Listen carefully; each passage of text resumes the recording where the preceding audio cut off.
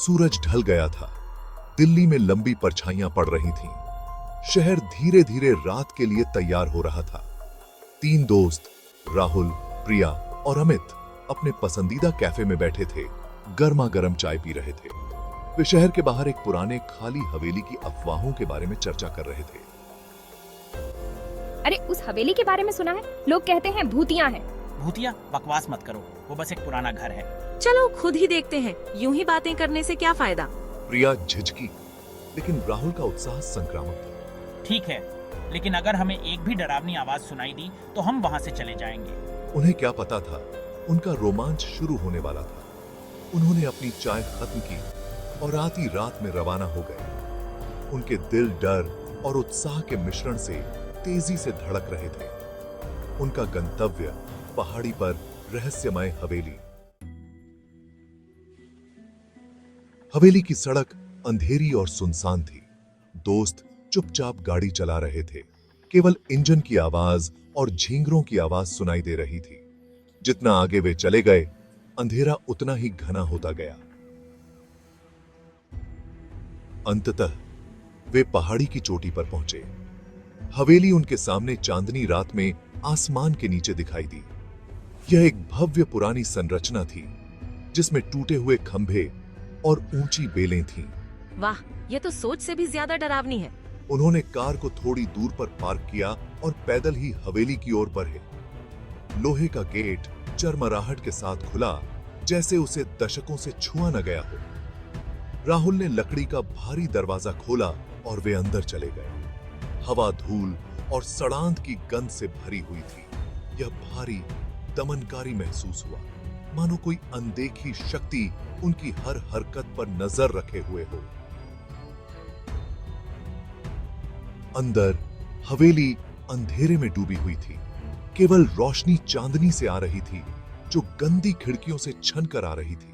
वे सन्नाटे में अपनी ही सांसों की आवाज गूंजते हुए सुन सकते थे। यह एक अशांत सन्नाटा था, ऐसा जिससे आपको ऐसा महसूस होता है कि आप अकेले नहीं हैं। राहुल ने अपना फोन निकाला और टॉर्च ऑन की, जिससे अंधेरे में रोशनी की एक किरण फैल गई। हर कोने से मकड़ियां लटकी हुई थीं और हर तरफ धूल जमी हुई थी। नमस्ते, क्या यहाँ कोई है? केवल सन्नाटे ने उसका जवाब दिया। वे हवेली में आगे बढ़े। लकड़ी के फर्श पर उनके कदम गूंज रहे थे। वे जिस भी कमरे में दाखिल हुए, वह आखिरी कमरे की तरह ही खाली और उजाड़ था। फिर भी सन्नाटा लगभग बहरा कर देने वाला था। ऐसा लग रहा था जैसे हवेली खुद अपनी सांस रोक रही हो, किसी चीज के होने का इंतजार कर रही हो। वे भव्य सीढ़ियों के ऊपर पहुंचे। उनके सामने एक लंबा अंधेरा गलियारा फैला हुआ था। बासी हवा और भी ठंडी लग रही थी, जिससे उनकी रियारज की हड्डी में कंपकंपी दौड़ गई। अचानक एक रूह कंपा देने वाली चीख ने सन्नाटे को चीर डाला। किमा, वो क्या था? शायद ये कोई जानवर था। उन्होंने ध्यान से सुना, लेकिन चीख दोबारा नहीं सुनाई दी। सन्नाटा लौट आया, पहले से भी भारी और दमनकारी। मुझे लगता है कि हमें जाना चाहिए। यह जगह डरावनी है। शायद ये कोई जानवर था। लेकिन वह भी इस एहसास को दूर नहीं कर सका कि कुछ बहुत गलत था। चीख बहुत ज्यादा इंसानी, बहुत ज्यादा दहशत भरी लगी थी। उन्होंने जाने का फैसला किया। उनके दिल उनकी छाती में तेजी से धड़क रहे थे। जैसे ही वे हवेली से बाहर निकले और अपनी कार की सुरक्षा में वापस आए, वे इस एहसास को दूर नहीं कर सके कि कोई उन्हें देख रहा है। अगले दिन वे हवेली और उस भयानक चीख के बारे में सोचना बंद नहीं कर सके। पता है, मुझे लगता है कि ये सब हमारे दिमाग में था। मुझे नहीं पता रिया, मुझे लगता है कि हमें वापस जाना चाहिए। हम इसे ऐसे ही नहीं छोड़ सकते। हाँ, समीर ठीक कह रहा है, हमें और पता लगाना होगा। अनिच्छा से रिया मान गई। उन्होंने स्थानीय पुस्तकालय जाने का फैसला किया, इस उम्मीद में कि हवेली के इतिहास के बारे में कुछ जानकारी मिल सके।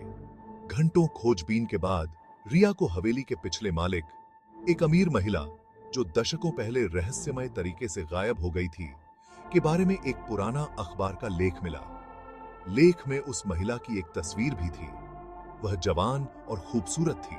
उसकी आंखें ऐसी थीं जैसे रिया की हर हरकत पर नजर रख रही हों। वाह, ये महिला बहुत जानी पहचानी लग रही है।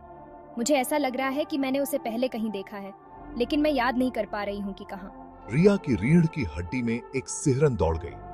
सच्चाई को उजागर करने के लिए दृढ़ संकल्पित उसने अखबार से लेख फाड़ दिया और अपने बैग में भर लिया। ये रहस्य अभी खत्म नहीं हुआ है। और इसके साथ ही वे जानते थे कि अज्ञात में उनकी यात्रा अभी शुरू ही हुई थी। हवेली वैसी ही थी जैसी उन्होंने छोड़ी थी, खामोश, धूल भरी और दमनकारी। वे एक कमरे से दूसरे कमरे में घूमते रहे। लकड़ी के फर्श पर उनके कदम गूंज रहे थे। उन्हें कुछ नहीं मिला। जबरन प्रवेश के कोई संकेत नहीं। इस बात का कोई सुराग नहीं कि एक रात पहले उन्होंने जो रक्त रंजित चीख सुनी थी, उसका क्या कारण हो सकता है। सन्नाटा लगभग बहरा कर देने वाला था। यह हर तरफ से उन पर दबाव डाल रहा था। फर्श के तख्तों की हर चीख,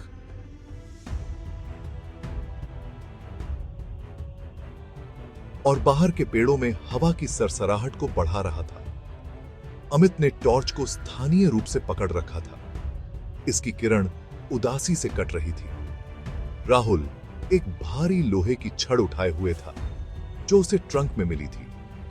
बस जरूरत पड़ने पर एक टॉर्च और प्रिया के कैमरे से लैस वे उस शाम हवेली लौट आए। डूबते सूरज ने लॉन में लंबी भयानक परछाइयां डाली। जैसे ही वे घर के पास पहुंचे, वे लगभग अपने ऊपर अनदेखी निगाहों का बोझ महसूस कर सकते थे। इस बार वे तैयार थे।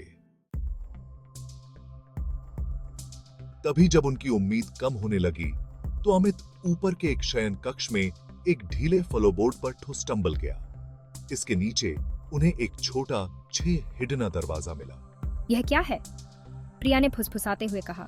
उसकी आंखें डर और उत्तेजना के मिश्रण से चौड़ी हो गईं। धीमी सांसों के साथ उन्होंने दरवाजा खोला।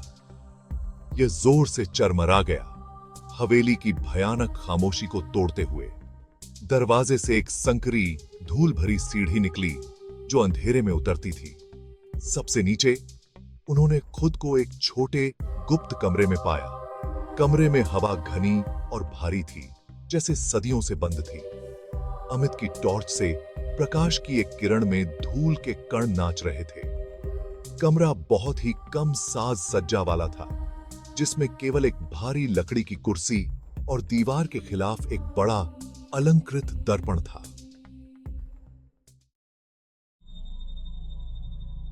प्रिया की निगाहें शीशे पर टिकी थीं।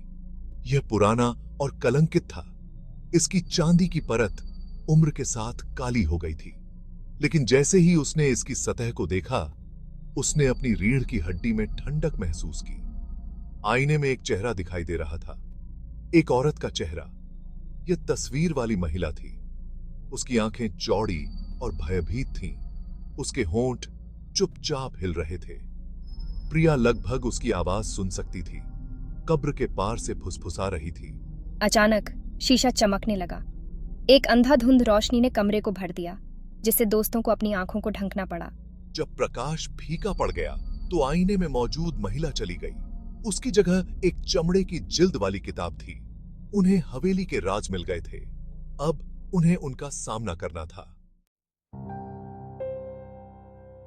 कांपते हाथों से राहुल ने हाथ बढ़ाया और किताब उठा ली। यह स्पर्श करने के लिए ठंडा था, जैसे कि इसे जमे हुए झील की गहराई से खींच लिया गया हो।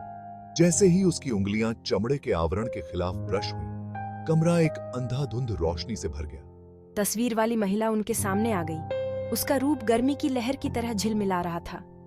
वह अब एक भयानक प्रेत नहीं, बल्कि मांस और खून की महिला थी। उसके चेहरे से आंसू बह निकले। धन्यवाद, उसने फुसफुसाते हुए कहा। उसकी आवाज भावना से कर्कश थी।